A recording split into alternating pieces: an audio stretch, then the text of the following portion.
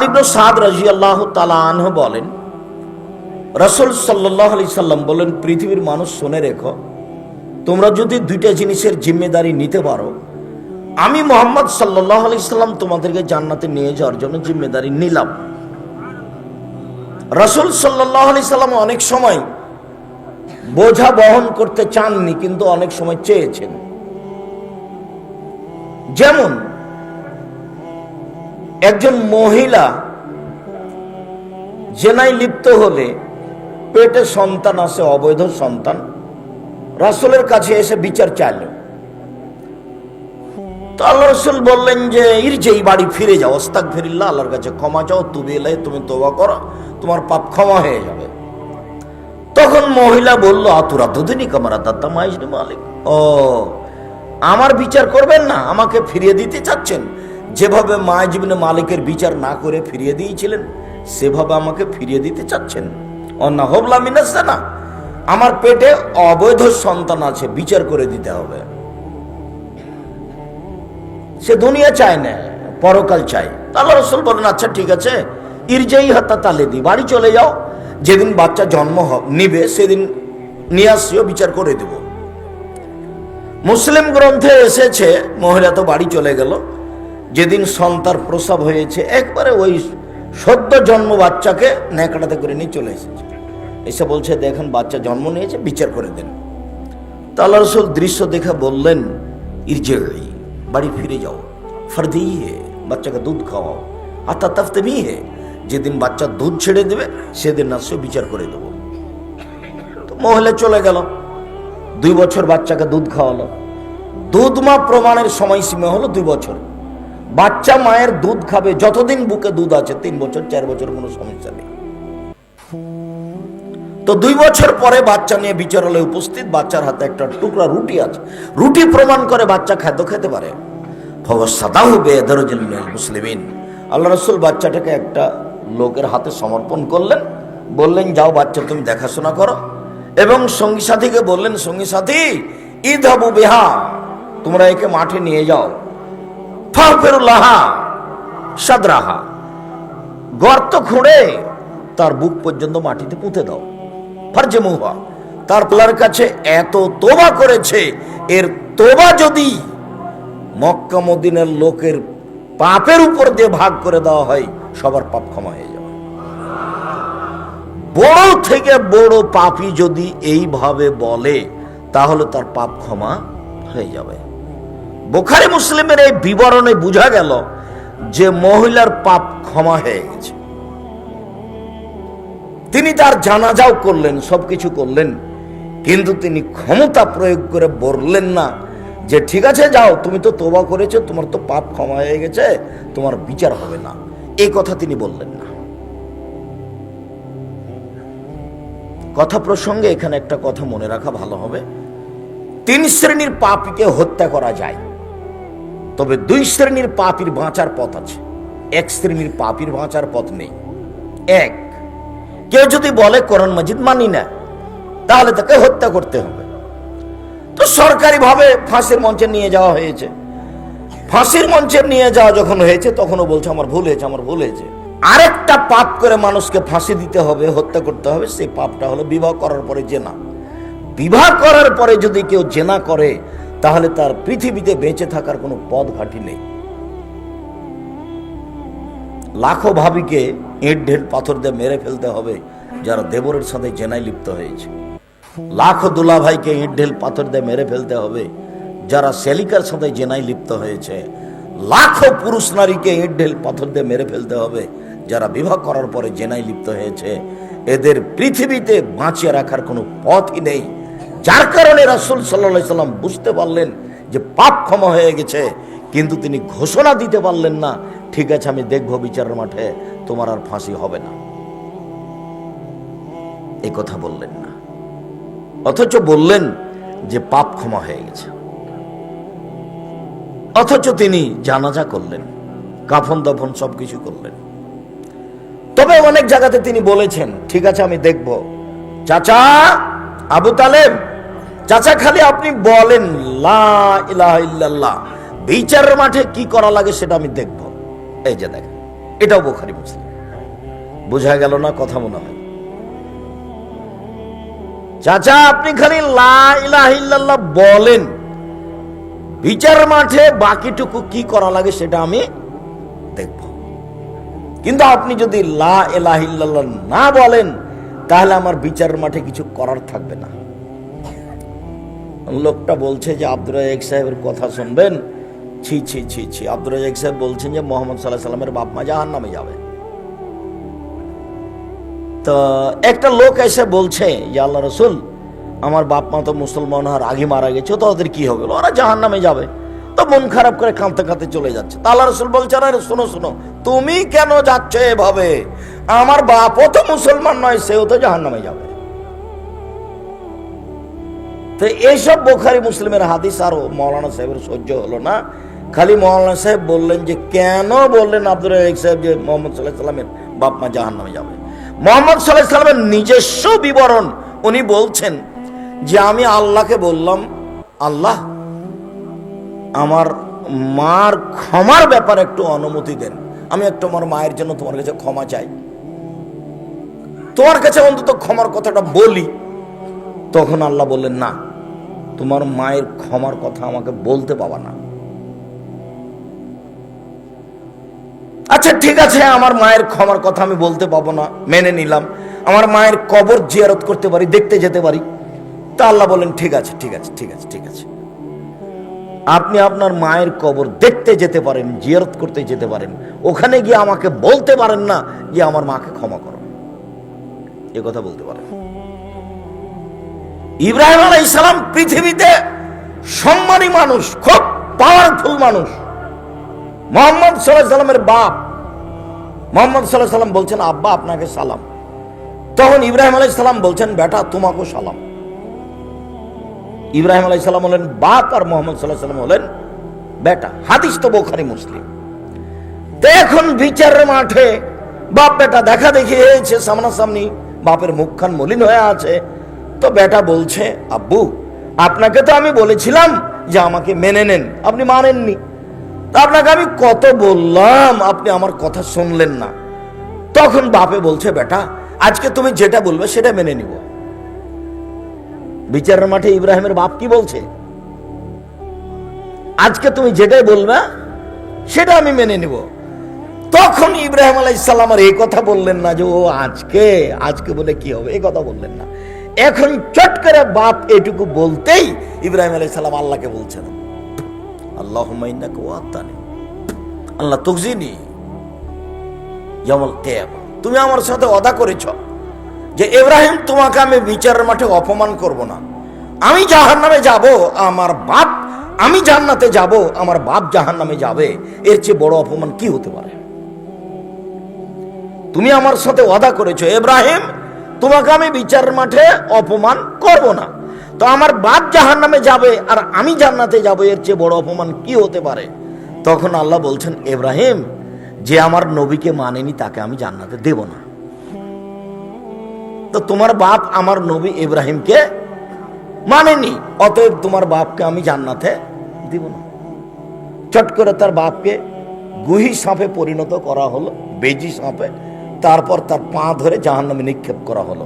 ইব্রাহিম আলাইহিস সালাম নিক্ষেপ করলেন না কে করলেন বাকি সেটুকু অস্পষ্ট করা হলো। যাক, হাদিস বুখারী মুসলিম। বলতে চাইলাম এ অংশে এসে যে লা ইলাহা ইল্লাল্লাহ ছাড়া ক্ষমতা প্রয়োগ করা যাবে না। তো ইব্রাহিম আলাইহিস সালামের বাপও জাহান্নামে, মুহাম্মদ সাল্লাল্লাহু আলাইহি সাল্লামের বাপও জাহান্নামে, এইসব হাদিস প্রমাণ করে। এরপরেও হুজুর খেপে গেল যে হুজুর বলছে হ্যাঁ মুহাম্মদ সাল্লাল্লাহু আলাইহি সাল্লামের বাপ মা কবরে ইসলাম গ্রহণ করেছে, তাহলে তো আব্দুল কাদের জিলানীর মতোই হলো। আব্দুল কাদের জিলানী মায়ের পেটে 25 পারা কোরআন মুখস্থ করেছে। তারপর বক্তা বলছে ফাজল মাদ্রাসা, নগর মাদ্রাসা, বগুড়া, বক্তা হলো ডক্টর, তো নামেও আমি বলছি না। এখন ডক্টর সাহেব বলছেন নগর বগুড়া মাদ্রাসায় যে আব্দুল কাদের জেলানির বাড়িতে একটা ফকির ভিক্ষা চাইতে এসেছে। তো আব্দুল কাদের জেলানির মা ভিক্ষা দিতে গেছে। তো মহিলা মানুষকে দেখে ফকির আকৃষ্ট হয়ে গেছে। তখন আব্দুল কাদের জেলানি পেটে ছিল, পেট থেকে বুঝতে পারলো যে আমার মায়ের উপরে সে বদনজর দিয়েছে। তখন মন খারাপ করে আব্দুল কাদের জেলানি বাঘের আকৃতিতে বের হলো। বাঘের আকৃতিতে বেরিয়ে ফকিরকে থাবা দিয়ে মেরে দিল। বক্তাতে এভাবে বলে চলে গেল, জনগণ তো আর কিছু বললো না। জনগণ যদি জিজ্ঞাসা করতে, হুজুর থামেন 1 মিনিট, হুজুর উনি তো বের হয়ে এসছেন বাঘের আকৃতিতে, এখন পেটে যাবেন কিভাবে? জনগণ তো আর বুঝতে চায় না। বক্তৃতার জগৎ শতকরা 95 জন বক্তা মৃত্যু। আমার 33 বছরের অভিজ্ঞতা, শতকরা 98 জন মুফাসসির মৃত্যু। মুখ দেখলে আমি বুঝতে পারি কি অবস্থা হতে পারে। আমার এই মাঠকে তলিয়ে তন্ন তন্ন করে দেখা আছে। সেদিন দেব এক মাওলানা বক্তব্য দিলেন 2 ঘন্টা, পুরো আলোচনাটাই হচ্ছে আর একজনের বদনাম। পুরো আলোচনা শুরু থেকে নিয়ে শেষ পর্যন্ত। সম্মানিত দিনী ভাই বোন, বলছিলাম সদাচরণের নেকি সবচেয়ে ভারী দাঁড়িপাল্লাই। মানুষের পাপ নেকি ওজন হবে, এ কথাই ঠিক। তবে সবার পাপ নেকি ওজন হবে না। আল্লাহ তাআলা বলছেন, ওয়াল্লাযীনা কাফারু বিআয়াতি রাব্বিহিম ওয়া লিকাইহি ফালানুকিমু লাহুম ইয়াওমাল কিয়ামাতি ওয়াজনা। যারা আল্লাহকে মানে না, যারা আল্লাহকে বিশ্বাস করে না, আমি তাদের জন্য বিচার মাঠে দাঁড়িপাল্লা নির্ধারণ করব না। আবার আল্লাহ বলছেন, ফায়ুখাযু বিন-নাওয়াসি ওয়াল আকদাম। যারা আল্লাহকে অস্বীকার করে তাদেরকে বিচারের মাঠে হাত পা কপাল ধরে জাহান্নামে নিক্ষেপ করা হবে। তার মানে তাদের দাঁড়িপাল্লা হবে না। তো ইহুদিদের কোনো হিসাব নিকাশ নেই, খ্রিস্টানদের কোনো হিসাব নিকাশ নেই, হিন্দুদের কোনো হিসাব নিকাশ নেই। যারা মুসলমান হওয়ার পরেও মুরজিয়া, কাদরিয়া, জাহামিয়া, কাররামিয়া, আশারিয়া, মাতুরিদিয়া, মুতাজিলি এসব আকীদায় চলে গেছে, তাদের হিসাব নিকাশ হবে না। তারা এমনিতেই। যারা আল্লাহকে বিশ্বাস করে, নবীকে বিশ্বাস করে, 5 ওয়াক্ত সালাত আদায় করে, এদের ভুল ত্রুটির উপরে হিসাব নিকাশ হবে, বিচার হবে, দাঁড়িপাল্লা হবে। فأما من خفت موازينه فأما من ثقلت موازينه فهو في عيشة راضية। বিচারের মাঠে যার নেকির পাল্লা ভারী হবে, তার থাকার জায়গায় অতীব গভীর গহ্বর, অতীব সুখ স্বাচ্ছন্দ্যময় জান্নাত হবে। ওয়া আম্মা মান খাফফাত মাওয়াজিনুহু, আর যার নেকির পাল্লা হালকা হয়ে যাবে, তার থাকার জায়গা অতীব গভীর গহ্বর গর্ত, হাবিয়া নামক জাহান্নাম হবে। মাদরাকা মা হিয়া, মুহাম্মদ সাল্লাল্লাহু আলাইহি ওয়াসাল্লাম বলতে পারেন হাবিয়া নামক জাহান্নামটি কি? আপনার জানা আছে হাবিয়া নামক জাহান্নামের পরিচয়? আমি বলি, নারুন হামিয়া, তা হচ্ছে জ্বলন্ত উত্তপ্ত আগুন। যাদের পাপ নাকি ওজন হবে তাদের এই অবস্থা।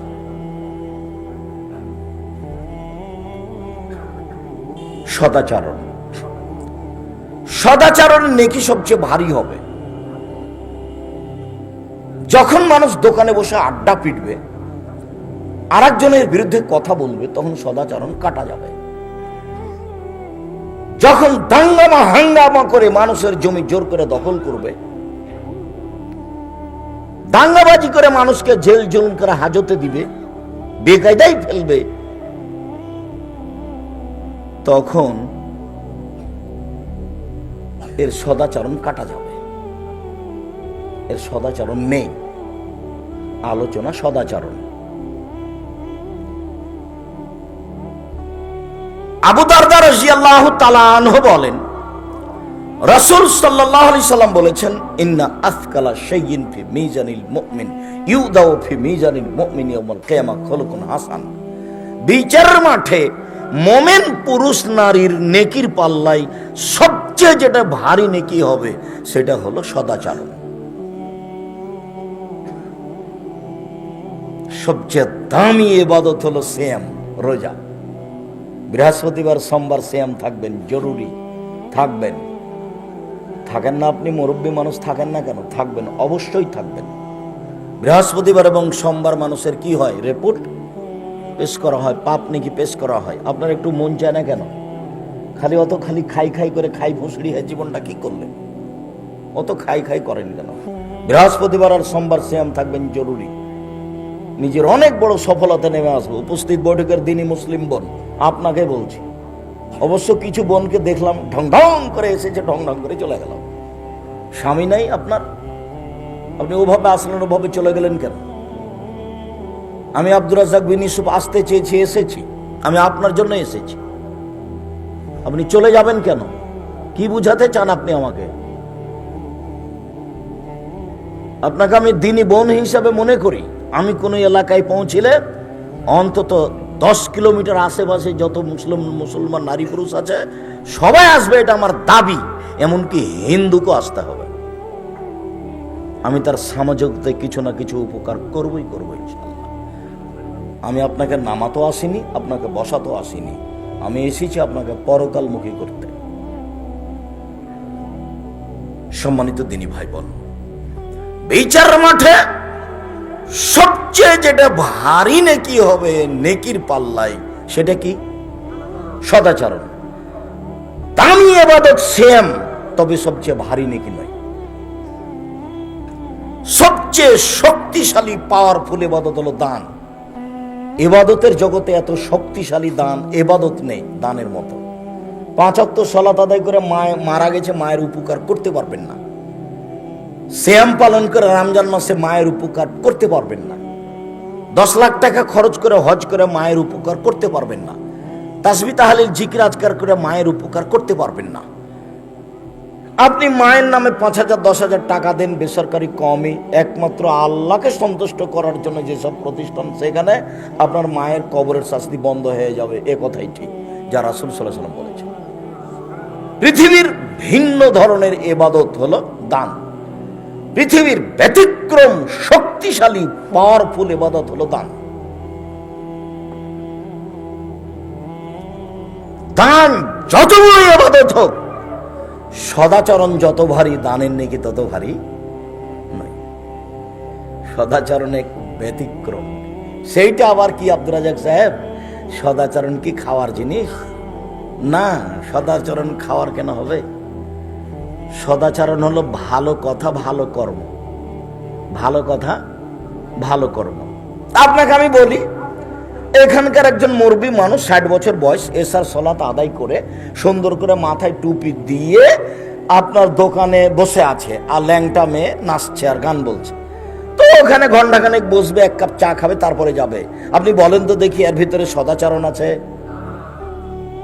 মুরব্বীকে যদি জিজ্ঞাসা করা যায়, ওও বলবে সেই তো কি যে করি, আসলে চায়ের জন্য বসে আছি। মানে ও বুঝবে যে আমার ভিতরে সদাচরণ নেই। দোকানে বসে কারো বদনাম হচ্ছিল যে আব্দুর রাজ্জাক সাহেব এই, আরেকজন বলছে ঠিকই বলেছিস, আসলেই খারাপ। তাছাড়া ও যে বললো যে ঠিকই বলেছিস, আসলেই খারাপ, তা এই কথাটার ওজন করবে কি করে?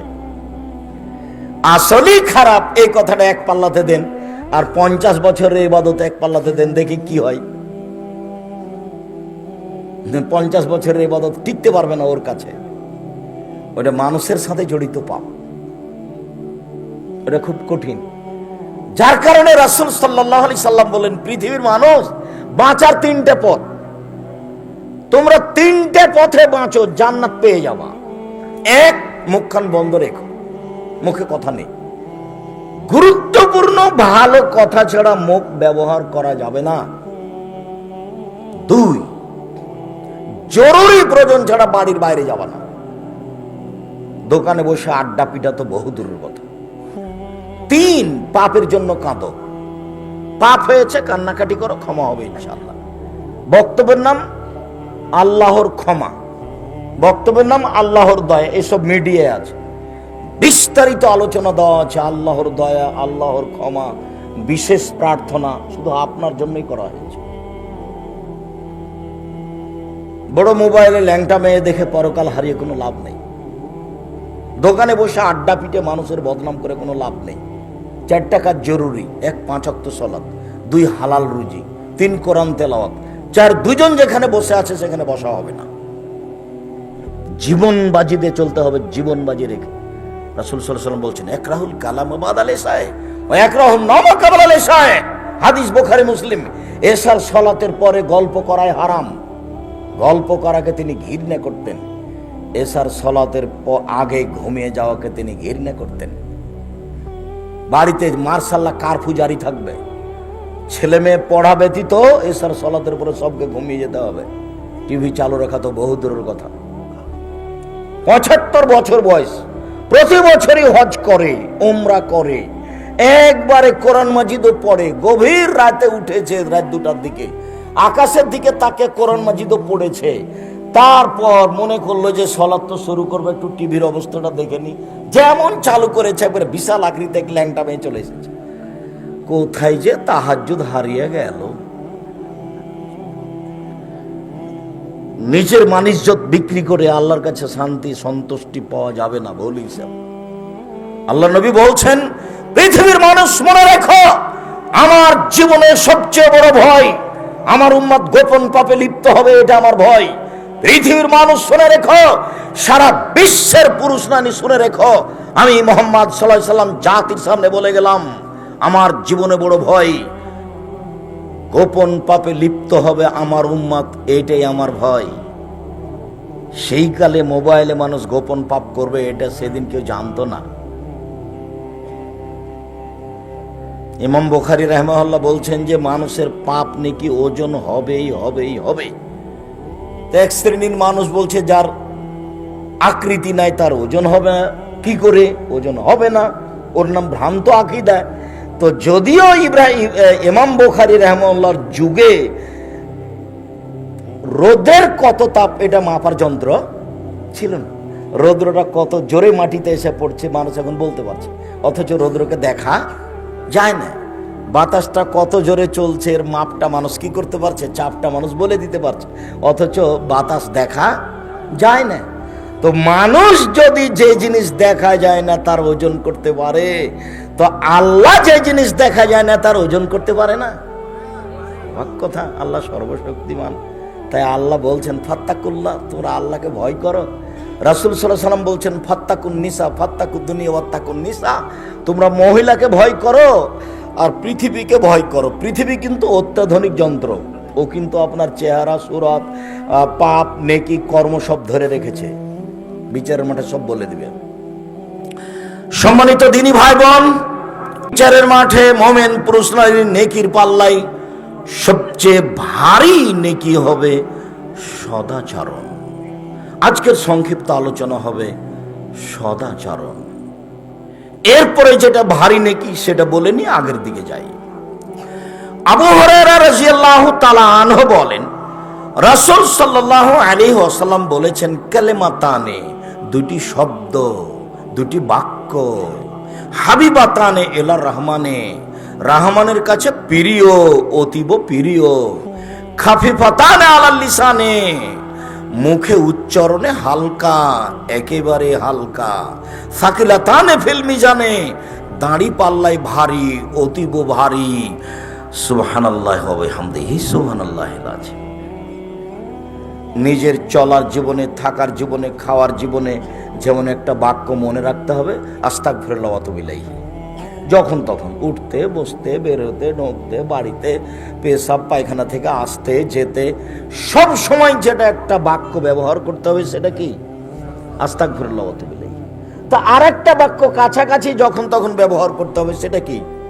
সুবহানাল্লাহি ওয়া বিহামদিহি সুবহানাল্লাহিল আযীম। বাট্টার নাই, যে যত পারে। সদাচরণ। আল্লাহ তাআলা বলেন, ফাবিমা রাহমাতিম মিনাল্লাহ লিনতা লাহুম ওয়ালাউ কুনতা ফাদ্দান গালিদাল কলব লানফাযু মিন হাওলিক।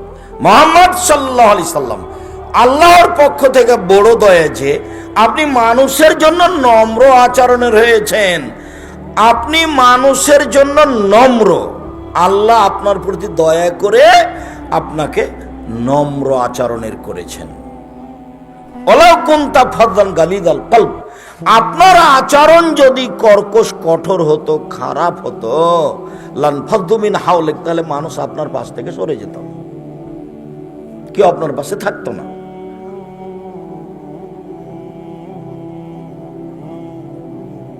হক কথা কোনোদিন তাৎক্ষণিক তিতা লাগে, কিন্তু ওর ফলাফল ভিন্ন। হক কথা যতই শক্ত হোক, বিমানবন্দর আমি ঢুকছি, তো ঢুকে বসতে যাব, চট করে একটা মেয়ে মানুষ দাঁড়িয়ে বলছে, আসসালামু আলাইকুম, আপনাকে আমি আমার জীবনের চেয়ে বেশি ভালোবাসি। কেমন কথা বললেন? তোমার জীবনের চেয়ে আমাকে ভালোবাসো মানে? জি, আমি ছিলাম অত্যাধুনিক, আপনার বক্তব্য আমাকে পরিবর্তন করেছে। এত শক্ত কথা তুমি শুনতে পারো? শক্ত নয়, সত্য কথা। ওর উত্তর এটা। তাহলে ও কথা বুঝতে পারে, শক্ত নয়, সত্য কথা।